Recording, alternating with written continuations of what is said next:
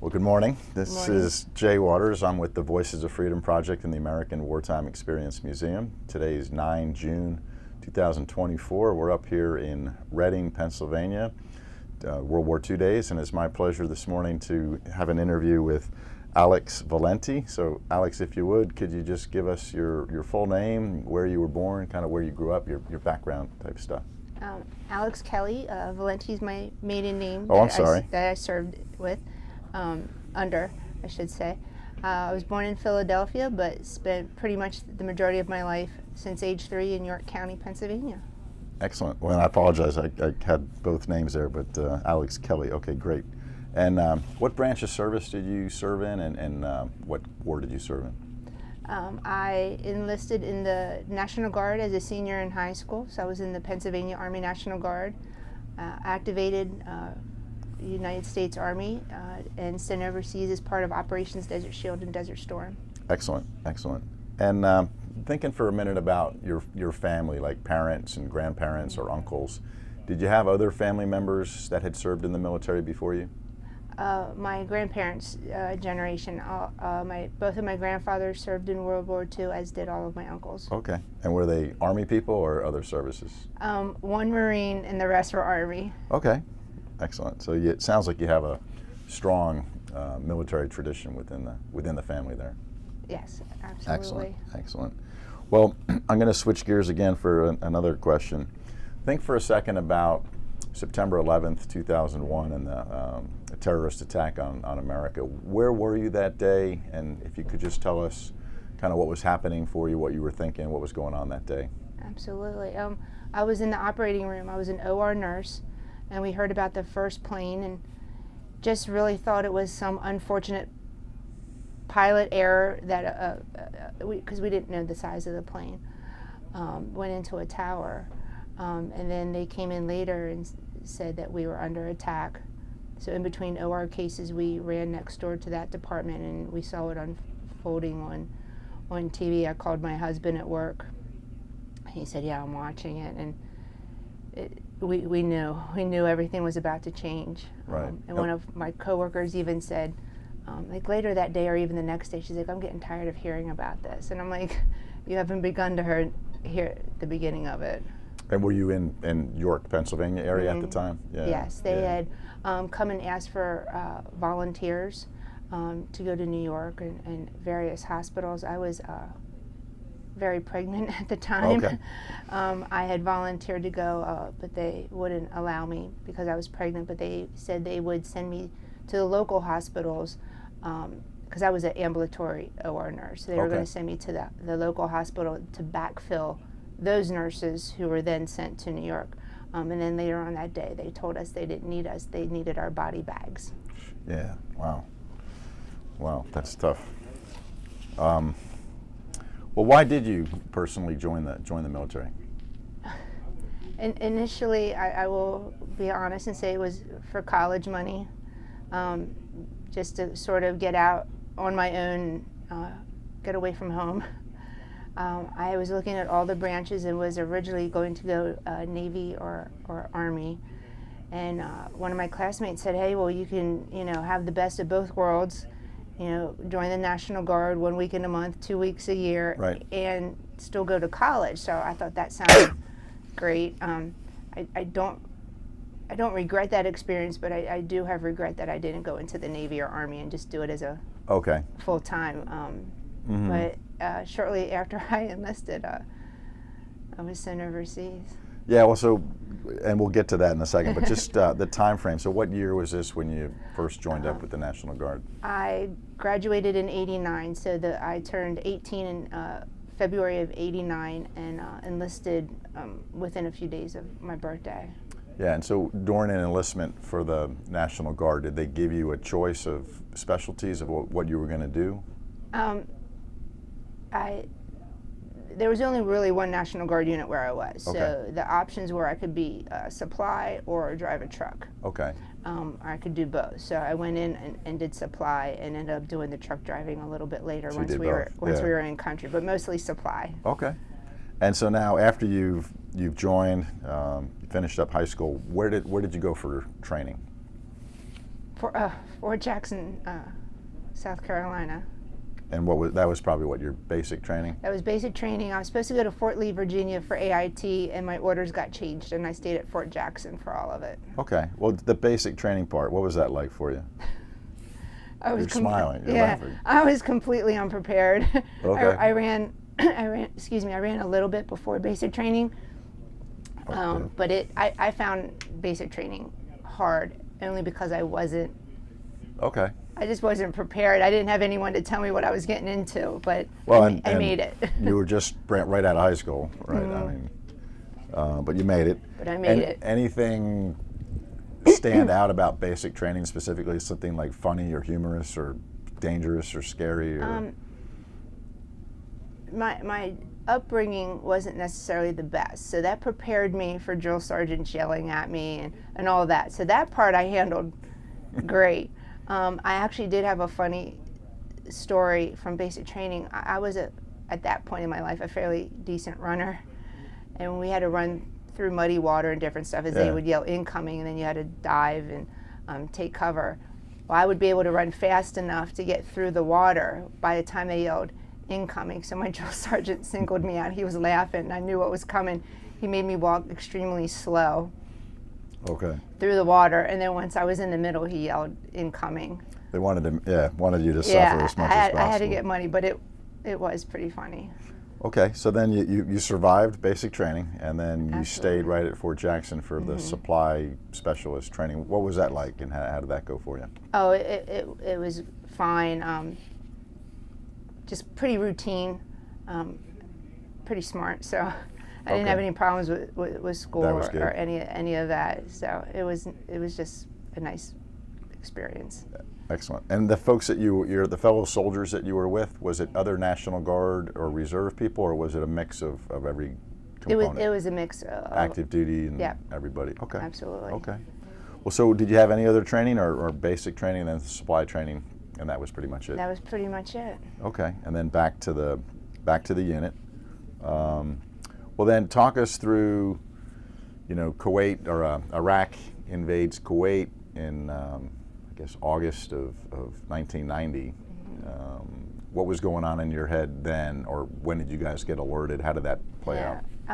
I knew it was going on at that time. I was 19. I could have cared less about world news, or really didn't see how any of it would affect me. But what was interesting, a couple months before the invasion, I don't recall who, but someone came into our National Guard unit to provide us some training, and said, when things happen in the world, I guess Germany was always our primary, that we would go and help with the Middle East being our secondary. And they were telling us that was changing. The Middle East would be our primary and Germany would be our secondary. Again, okay, I'm not thinking much of it, even after the invasion, but one of our senior leaders was a Vietnam veteran. Okay. And he told us the seriousness of it. And if this man told you it was a bright sunny day and to carry an umbrella because it was going to rain, you went out and got an umbrella because you could trust him. So once he told us that something was going to happen and to be prepared for anything, I kind of knew. Yeah. And then as it got closer, they asked for volunteers to go from our Guard unit, and I was one of the volunteers. Okay. It didn't make my family very happy, being an only child and a girl. And then it didn't matter because about 2 weeks later, I got the phone call that we were going. Oh, the whole unit was going? The whole unit was going about 2 weeks after I had volunteered, so well, so, it wasn't a choice. But the beauty of that is you get credit for volunteering, and then you were going to go anyways. So yes. You get that's good. So the whole unit went. What time frame was that? What month do you think that was when you got told you guys were going? So we started, I was going to say it was around September or October, because we went to Fort Indiantown Gap. Okay. For our local training, because then we arrived in country on, I believe, I may be off a day or two, but around November 11th, we were in country. Anything unique about the specialized training at Fort Indiantown Gap? Like I guess it was pre-deployment type stuff? Yeah, how to eat and drink, use the bathroom in our MOP gear, the protective gear for gas attacks. different things like that. It made me feel pretty secure. It wasn't until many years later that I realized if we were under those conditions, none of that would have mattered. But at the time, I had a lot of confidence and faith in that training. Yeah. They told us just different things of how to interact with the Saudi Arabian people. We had to order a lot of equipment, get our immunizations. Very interesting at 19 years old to be told you have to write a will. I was living on my own. I really didn't have anything. Put my stuff in storage so my mother could have my house plants and stuff if anything happened to me. So it was a little weird experience. I can relate to that. And what was your rank at the time now? Going over, I was private first class, so I was an E3. Yeah. And did you get promoted over there or during your enlistment? They tried pre-deployment, but I just didn't have enough time. And so once I was in country, I was promoted to E4 specialist. Yeah, okay. Excellent. Well then, what was the mechanics, the physical, how did you get from Fort Indian Gap or Pennsylvania to Kuwait or Saudi, wherever you went next? How did you get there? Buses to Delaware. Okay. And then we flew out from Delaware, commercial plane. My memory is blanking out at the moment. Oh, that's okay. Who that was in Delaware. It's a regular military installation. Maybe Dover. Yes, Air thank Force you. Base. Sure, yeah. Yes, thank you. Flew out commercial because they were using every plane possible to send us all over.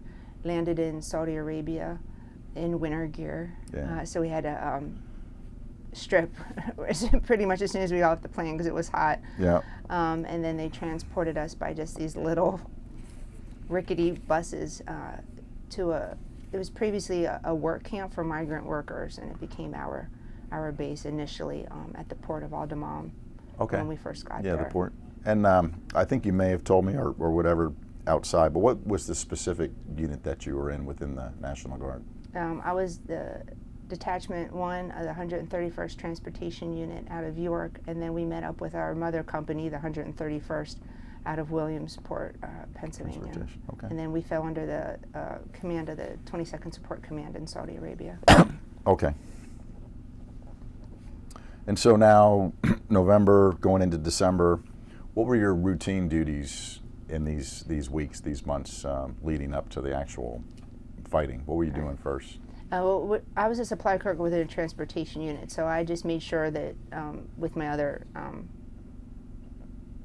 colleagues that we had the food, the supplies that we needed for our company, so then our company and our guys had what they needed to go out and do the transportation runs. Okay. So we just making sure we had uniforms and different things like that. Because we, for the most part, all of us went over in the woodland greens. Yeah. Yeah, we got a lot of our desert clothing and stuff came in once we were in country. Did you finally get some? Yeah. Yeah. Okay. For the most part, all of us had it. And this was still in the Dammam port area for the most part?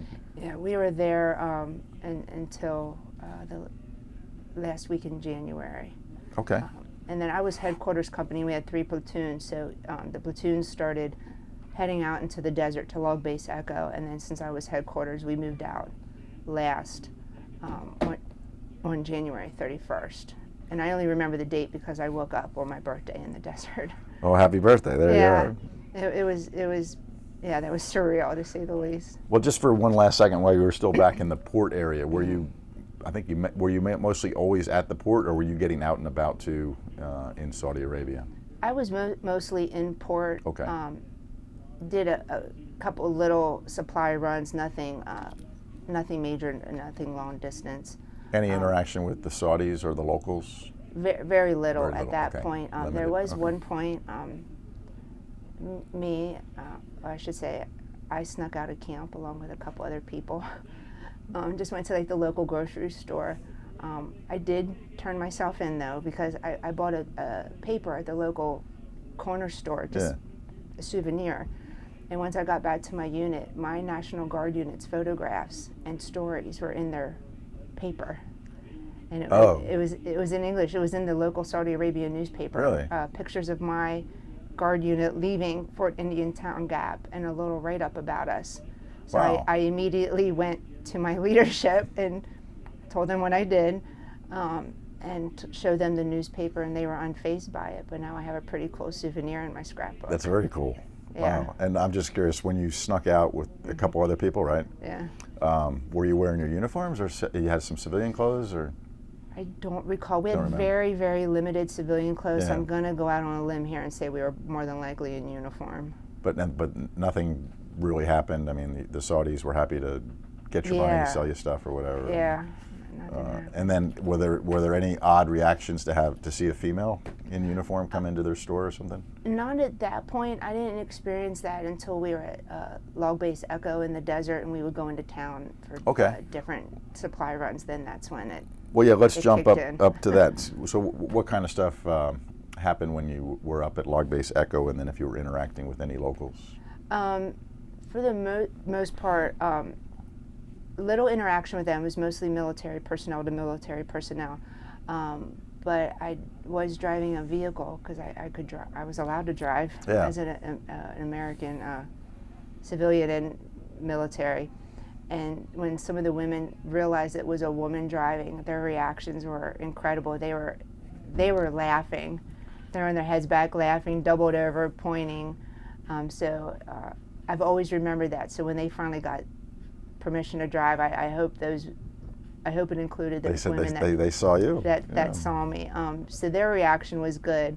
And then one other time I went into town, and a gentleman approached me, and I always had a male escort with me everywhere I went, Yeah. if not more than one. But a Saudi Arabian gentleman, and what we're assuming was wife number one, approached me to purchase me as another wife. And the gentleman I was with, my escorts, just kind of took it as a joke at first, like, how much would you want for her? I wish I could remember. I don't remember how much. And then it was like, well, look at her teeth. She has good teeth. She's worth more than that. That's what he said? Or your buddies were My buddies. nice guys? Because again, we weren't taking it seriously. And then once we realized it was becoming serious and it wasn't a joke, they grabbed me, and my people grabbed me, and just whisked me away. And this gentleman and his wife were pursuing us. So it kind of became like one of those TV shows where you're ducking into stores and watching them go by, and then you leave and run the other way. So, wow. So two very different That's kind responses. And then the third that I can remember, a gentleman again came up to us, a Saudi Arabian gentleman, speaking Arabic, but you could tell he wanted me to cover my face by his sign language, and I wouldn't. And then my escorts were like, no, she's an American soldier, and we can only assume he was cursing at us in Arabic because he got very loud, very mean, and yelled as he continued walking down the street at us. Well, good for you. I mean, standing, Yeah. hey, we're going to try to be respectful of your Right. customs, but at the end of the day, we're here as Americans to do Right. something. Well, so now as January turns into February, the air campaign is starting, correct? Right about then, or has the air campaign already started? I have to tell you, I my memory's not that great when it comes to dates, so I would actually probably have to get my phone out and No, Google that's fine. it. Yeah, but were But things I different will- now? Did it feel like you were closer to some combat that's probably going to happen? And It almost felt the opposite. Even though we were a part of this large machine that was going on, we were isolated. At least the news they were sharing with us, we really didn't know much was going on at all. Okay. The gentlemen that were doing a lot of the hauling of the troops, and we hauled mostly ammo. They probably knew a lot more than what was going on that I did in supply, but I feel like we were, I don't want to say protected, because I don't think that's why they did it. I just don't think they had a lot to share with us. Okay. I do know that once the air campaign started, we could sit outside our tent on the back of the trucks, and we could see it happening. Yeah. Okay. Okay. So that was a little. So what was that surreal. like? It was Yeah. real. It was. You felt good in a way because we're there to do what we were supposed to do, but at the same time, you knew that every time you saw one of those bombs go off in the firefighting, you knew that was human casualties. Yeah. You didn't know what side. You're praying that they're not our troops.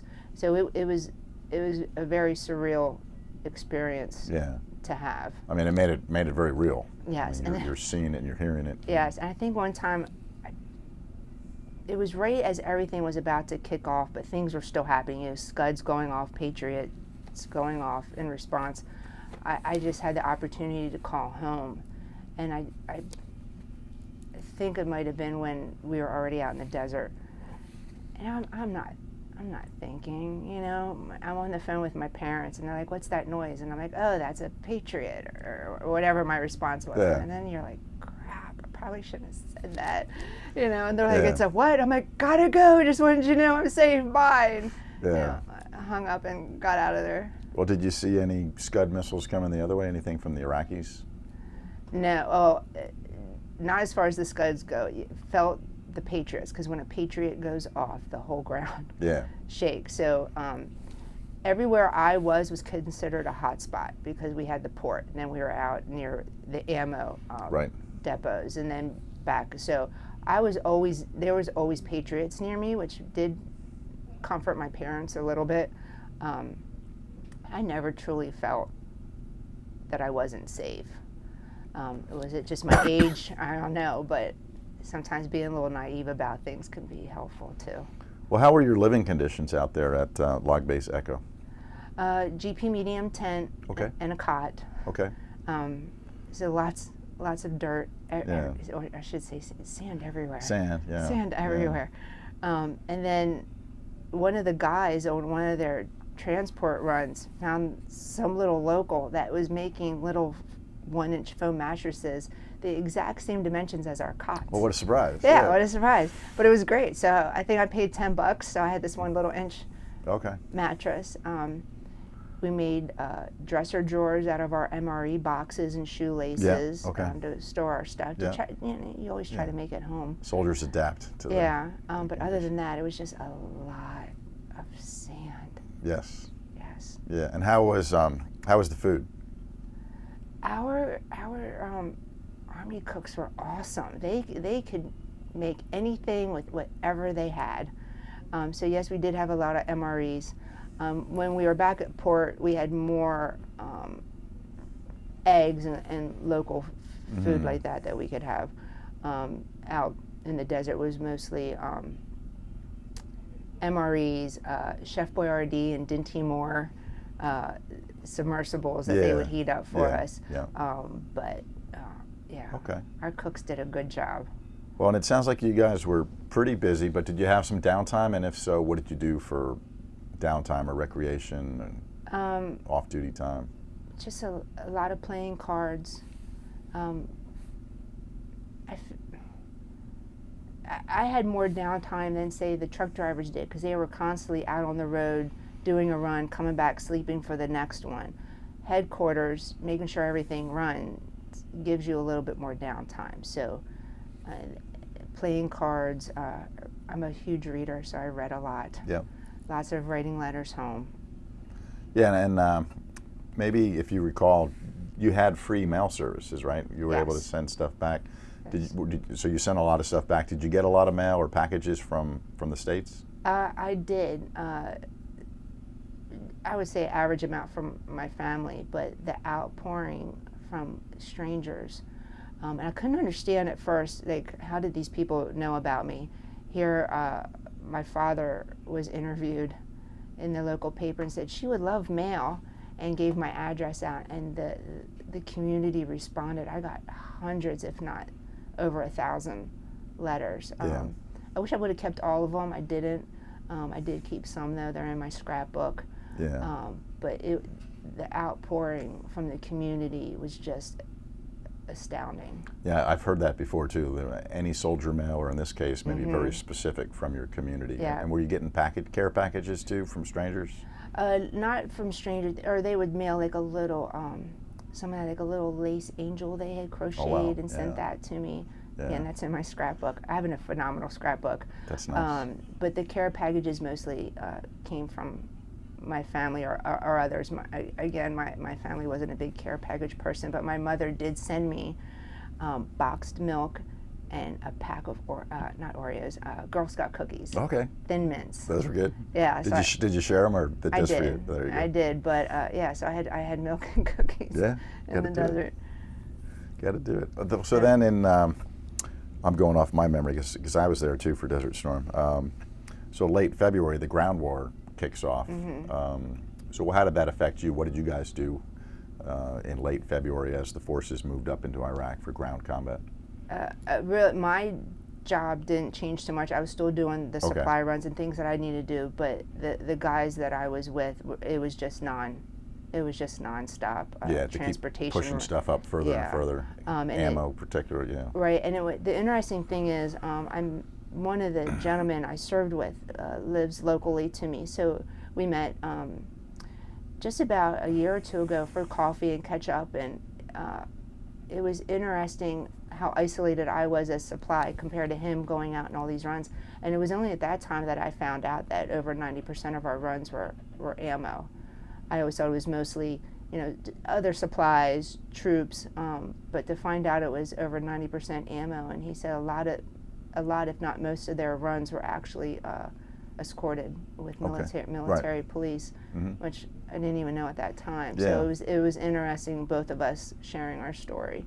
Yeah, and for where you were, did you ever end up having any direct attacks from the Iraqis, either missiles or anything else? No, we were lucky. In fact, it was less once we were out in the desert compared to when we were at the port. Yeah, I guess as you said, you were pretty isolated. So, and then did you have any friends or colleagues that were wounded or injured?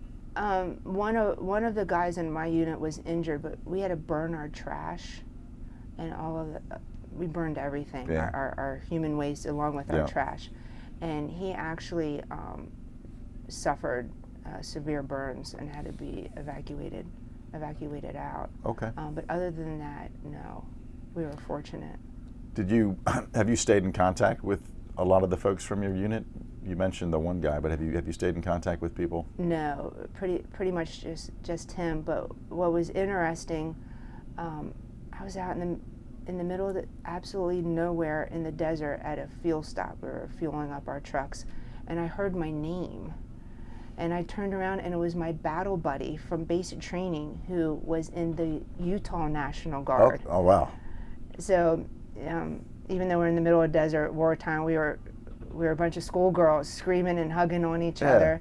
And then people like to say bad things about social media and Facebook, but then many years later, we connected on Facebook. So I'm still in almost, I'm in not daily, but frequent contact with my basic training battle buddy. Wow, and just randomly met her in the middle of the night at a fuel stop in the desert. Yeah. Wow. She said it was my Pennsylvania accent that she picked up on. She knew it was me from my voice, and that's a good story. We mail each other stuff. We keep each other posted on what's going on, and so that's pretty awesome. Well, are there any other unique stories, either something scary or something funny that happened during your deployment? I met President Bush. Okay, what was that like? Bush. Yeah. It was phenomenal. I was in E3 at the time, and I was like, "There's no way they're going to pick me to go." This was for his Thanksgiving visit, so I was still at the port. I don't know how they selected us, but only the lower enlisted were selected to go. I can still remember that motorcade pulling up. I still remember almost every word I exchanged with him because I was surrounded by officers, and I kept pushing my way through, and he was about to turn away from me. And I guess it was better it happened overseas than here, because I reached through the crowd and I grabbed him and I yanked him towards me. And he looked at me, he said, "Yes." And I'm like, "I'm sorry, but may I please get my picture taken with you?" And he was the definition of the ultimate gentleman. He put his arm around me, he's like, "Sure, where's your camera?" I'm like, "I don't know." I passed it off to some stranger that I don't even remember. Some guy goes, "I have it." He's, "Well, let's turn that way." And we got our picture taken. The pictures came back, and from the nose up was cut off. Oh. And then after I met him, I worked my way over to Barbara Bush. And what's weird is I can remember everything about President Bush, but not much of my interaction with her. I got my picture taken with her, it turned out. Unbeknownst to me, my father enlarged it and mailed it to her, and she autographed it and personalized it. Oh, wow. So it's framed, and that hangs on my wall. That's nice. My And so she sent it back then. Yeah, she sent it back. Wow. And And this is all pre-internet and. Yeah. Yeah. And my parents are divorced, and this explains how different they are. So again, unbeknownst to me, my father did that. Unbeknownst to me, my mother sent a letter to Barbara Bush telling her how we should not be at war, and especially her daughter. And Barbara Bush wrote her a lovely letter back, and spoke about how she felt when George was deployed, and she signed it and personalized it. So Wow. that is also framed That's on nice. my wall at Wow. home. Wow. Yes, so I got to meet both of them. It was an amazing experience. That's a really cool story. Yes. And just out of curiosity, though, the picture with President Bush and the Yeah. heads cut off, did you keep that or? I did for years, but I had moved many times and it's gone. That one wasn't. Yeah, that's kind of funny though too. Yes, but no, trust me, I was gonna save it, and then my father, through his work, met General Powell Okay. and told him who I was. So Powell scribbled a personalized thank you letter on some notebook paper, Yeah. and gave it to my father to give to me. So Well, that's nice. you know where I'm going with it. That is also framed on my wall Yeah, at yeah. home. Well, no, yeah, it's Yeah, so well deserved and. Yeah, but I've had some amazing experiences as a 19-year-old, and now I'm in my 50s, and it continues to happen because I'm very much involved with trying to raise awareness for the National Desert Storm War Memorial, and I've met Vice President Cheney through that experience, General Horner, the ambassadors of Kuwait. So Yeah. Oh wow. yeah, so Well, and I like the camera can kind of see, but maybe your hat. You know, you've got different. Yep. Your Desert Storm, Desert Shield, woman veteran, and you've got different things on your jacket. yes. Kind of telling the story. That's kind of what, as I saw you standing out there, I just wanted to talk to you briefly, and Yeah, and here we are now getting an pretty interview. much for the most part, every patch has to do with being a female veteran, as well as the hat and everything, just because women are overlooked a lot. So I've been trying to make it my mission to educate people. Yeah. Well, I think you're doing a great job. Thank and you. I got a couple more questions for Sure. you. So as the ground war now, you know, was very brief. We've won. We've defeated the Iraqi army. What happened for you then? How much longer did you stay in country there? We stayed until about May 13th. Again, Oh, wow, May give or 13th. take a day. Okay. Yeah, we were very excited when we heard, oh, we're going home, but you don't get to go home right away. You still have to do supply things and transportation things, and then just slowly wound down, and we came home in May. Okay. And that was going to be my next question. What was the homecoming like as you guys came back to? First, how did you get back, like airplanes or boats or whatever? And then what was it like getting back to Pennsylvania? We flew commercial again, and it was amazing. They had the plane decorated for us. They played Whitney Houston's version of the Star Spangled Banner for us. It was very emotional. Again, we flew into Dover and then took buses back to Fort Indian Town Gap, and by now it's late at night. I was 19. I only had my parents. I didn't have siblings, to come up. Right. I didn't have a boyfriend or anything like that. So my parents knew I was on the first bus because it goes headquarters, first, second, third platoon. Yeah. So I just get off the bus and everyone's screaming and hooping and hollering, and I'm just standing there, just waiting for someone to show up for me. I knew my parents were there. Eventually, my mother, and stepfather found me, so that was Nice. very emotional. I asked if they had seen my father. They didn't, so we went into the barracks because, of course, you have to have a final formation and all that. As we walked in, I saw him, and I yelled out, "Dad!" Every dad but mine look, so I had to yell his name. He flew off. The bleachers picked me up, spun me around. I'm sure I took out a few people. And then they had the final formation. Yeah. I went home with my father only because that's where my vehicle was. Yeah. I didn't have a home at that time. I Right. gave up my apartment. My stuff was Yeah. in storage. Yeah. So I went home with him, slept on the couch. I fell asleep on the way home. He'd wake me up every now and then to show me different, welcome home banners. But it was a pretty anticlimactic homecoming. Well, I mean, it sounds pretty cool, though. I mean, you had your loved ones and Yes. a lot of stuff going on. Just so. happy to be home. Well, then, what happened? Was there like any demobilization stuff, or that was pretty much it? They had asked for volunteers to stay on to get as our equipment came back and to order replacement stuff for equipment that wasn't coming back or was it no longer serviceable. So again, I didn't have a job or a husband or anything, so I volunteered. So I was stationed at Fort Indian Town Gap for another 5 months. Okay. So I did a year on active duty. Okay. And then how much longer in the big picture did you stay with the National Guard, and what was kind of the ending point for you with your military service? So we came home in 91. I stayed in until 96. Okay. But shortly after Desert Storm, they called me into the office to tell me that we were being reclassified as a combat engineer unit, which does not allow, at that time, did not allow females in it. Okay. So I was given the choice of getting out of the military. I could be assigned to someone at Fort Indian Town Gap but continue to do drill with the combat engineers, or I could change units. So I changed units and I became a medic, and which fit in because I was going to nursing school. My mother, the whole time I was in Saudi Arabia, had to keep calling the school saying, no, she'll come next semester, she'll come next semester. So I finally got to start nursing school after I got home. Good. So Good. Joined the Lancaster Guard unit, medic unit, which is no longer there anymore. But that's where I met my husband. So a lot of good things came out of my unit becoming a combat engineer unit in New York. And did that eventually lead to you becoming like what you said on 9/11, you were working as a nurse in the medical field? Yes, I went through a couple different types of nursing. I worked in the OR, and then I'm now a home hospice nurse practitioner. Oh, wow. Yeah. Yeah. I love it, and my company has a special veterans program, so veterans are extremely important to my organization, which I absolutely love. And I'm sure you're very good at that too. Seems like Love you're it. probably very good at anything you put your mind to. Thank you. Well, I've got just a couple questions left.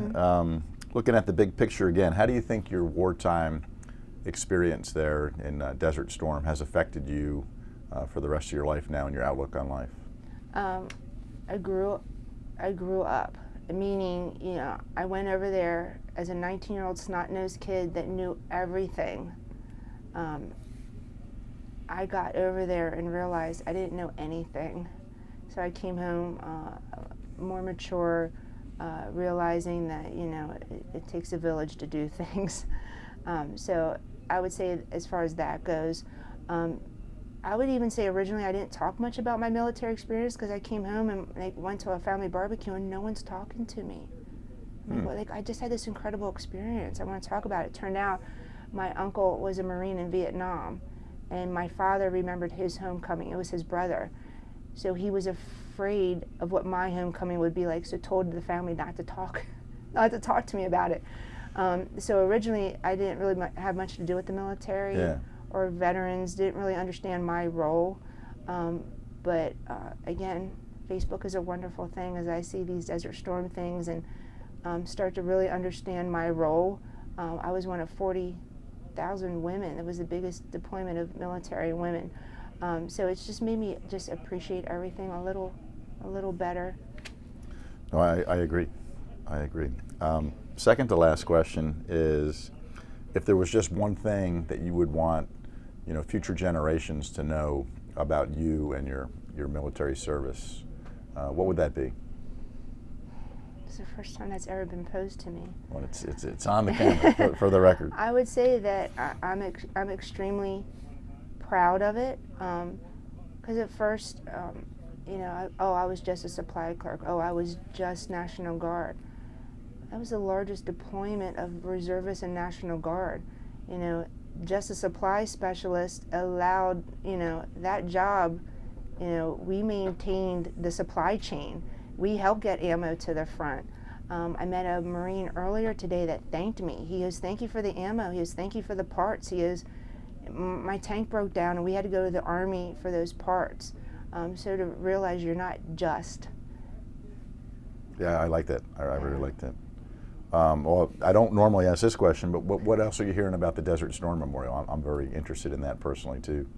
We're making strides, not as quickly as people would like, but if anyone understands DC bureaucracy and red tape, so they're going through the final stages now of the design approval. But we have ceremoniously broken ground. We're still continuing to raise funds. So that's the biggest thing. We just need money and exposure. Yes.